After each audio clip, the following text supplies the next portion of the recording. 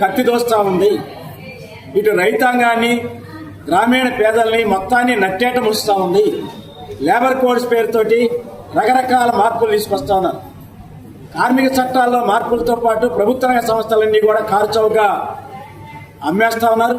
ఈ దేశాన్ని అదాని అంబానీలకు అడ్డాగా మారుస్తున్నటువంటి పరిణామాలు కొనసాగుతూ ఉన్నాయి. మన రాష్ట్రంలో తెలుగుదేశం కూటమి మేము అధికారంలోకి వస్తే అందరికీ మంచి రోజులు తెస్తా ఉన్నారు. ఏడాది పాలన అయిపోయిన తర్వాత మేము మాది మంచి ప్రభుత్వం అని చెప్పుకుంటున్నాం. కానీ ఈరోజు ఎక్కడ చూసినా ప్రతి వాళ్ళు సమస్యలతో ఇబ్బంది పడతా ఉన్నారు. రైతులు కానీ, వ్యవసాయ కూలీలు కానీ, పేదలు కానీ, కార్మిక వర్గం, స్కీమ్ వర్కర్లు, వీళ్ళందరితో పాటు ఈరోజు మున్సిపల్ కార్మికులు 7 ఏళ్ల క్రితం జీతాలు పెరిగాయి. ఇప్పటి వరకు జీతాలు పెరగల. ఈ ప్రభుత్వం వచ్చిన వెంట నుంచే ఈ 16 నెలలుగా ఈ ప్రభుత్వం దగ్గరికి అనేక సార్లు రాయబారాలు నిర్వహించాం. జీతాలు పెంచండి. గతంలో 17 రోజుల సమ్మెకాలం సందర్భంగా ఇచ్చిన హామీలు అమలు చేయమన్నాం. రిటైర్మెంట్ బెనిఫిట్స్ కానీ, దాన సంస్కారాలు 15,000 నుంచి 20,000 పెంపు కానీ, పట్టణాలు విస్తరిస్తున్నాయి. పట్టణాలు విస్తరణ మేరకు సిబ్బంది సంఖ్యను పెంచమంటా ఉన్నాం. ఇవేమీ చేయకుండా 60 ఏళ్ళు వచ్చి మీరు రిటైర్ అయిపోండి ఉద్యోగులు అంటున్నారు. కానీ ఉద్యోగులకు ఇచ్చే ఏ ఒక్క ప్రయోజనం రిటైర్మెంట్ బెనిఫిట్స్ ఇవ్వట్ల. పైగా పిల్లల కన్నా ఉద్యోగాలు ఇచ్చి ఆ కుటుంబాలకి దీపం నిలబెడతారంటే అది కూడా చేయట్లేదు. ఈ రకంగా పనిచేసే కార్మికుల మీద పని భారం పెరుగుతుంది. వందలాది మంది, వేలాది మందిని రిటైర్మెంట్ చేస్తా ఉన్నారు. కానీ ఇంకో వైపు చూసుకుంటే ఖాళీ పోస్టుల్లో 8 లక్షల నుంచి 12 లక్షల రూపాయలకి బేరాలు పెట్టి అమ్ముకున్నటువంటి పరిస్థితి కూడా పెరుగుతూ ఉంది.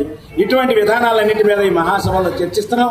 మున్సిపల్ కార్మికుల యొక్క న్యాయమైన డిమాండ్లు, సమస్యలు పరిష్కారం చేయకుండా ఈ ప్రభుత్వం మొండిగా వ్యవహరిస్తే రాబోయే రోజుల్లో పెద్ద ఎత్తున పోరాటాలు చేయడానికి మేము సిద్ధంగా ఉన్నామని చెప్పి ఈ ప్రభుత్వానికి తెలియజేస్తాను. కానీ చంద్రబాబు గారి ప్రభుత్వం ప్రైవేటీకరణకి పెద్దపీట వేస్తాం. కార్మికులు అడుగుతుంది మా ఉద్యోగాలు పర్మనెంట్ చేయమని, మాకు కూడా డిఏ ఇవ్వమని, మా పిల్లలకు ఉద్యోగాలు ఇవ్వమని. ఇవి అడుగుతుంటే ఇవన్నీ చేయకుండా ప్రైవేటీకరణ పేరుతో కార్మికుల జీవితాలను నట్టేట ముంచే పని చేయబోతా ఉంది. వర్క్ అవుట్ సోర్సింగ్ పేరుతో ఇప్పటికే నెల్లూరులో ప్రారంభించారు. నెల్లూరులో కార్మికులు తిరగబడ్డారు.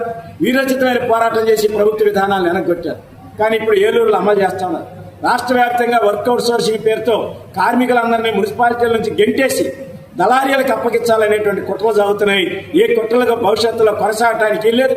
గతంలో ఇదే తెలుగుదేశం 279 జీవో తీసుకొచ్చి మున్సిపల్ కార్మికులందరూ తాకట్టు పెడతానికి ప్రయత్నం చేస్తే సిఐటియు ఎర్ర జెండా 4.5 సంవత్సరాలు పోరాటం చేసి దాన్ని వెనక్కి పెట్టాం. కానీ మళ్ళీ చంద్రబాబు గారు దాన్ని ముందుకు తెస్తున్నారు. ఇది కార్మికుల భవిష్యత్తుకు ఉపయోగపడేది కాదు, ఈ రాష్ట్ర ప్రజలకు ఉపయోగపడేది కాదు. పట్టణ ప్రజల్ని, కార్మికుల్ని అందరినీ ఇబ్బందులు పాలు చేసేటువంటి ఈ విధానాలను మానుకోమని, లేని పక్షంలో కలిసి వచ్చే సంఘాలను కలుపుకొని రాబోయే రోజుల్లో దీర్ఘకాలిక సమ్మెకి వెళ్ళడానికి కూడా మున్సిపల్ కార్మికులు సిద్ధంగా ఉంటారని చెప్పి రాష్ట్ర ప్రభుత్వాన్ని హెచ్చరిస్తా ఉన్నాం.